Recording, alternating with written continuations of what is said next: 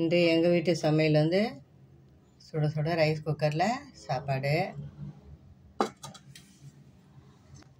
முளைக்கீரை பருப்பு போட்டு கடையல்,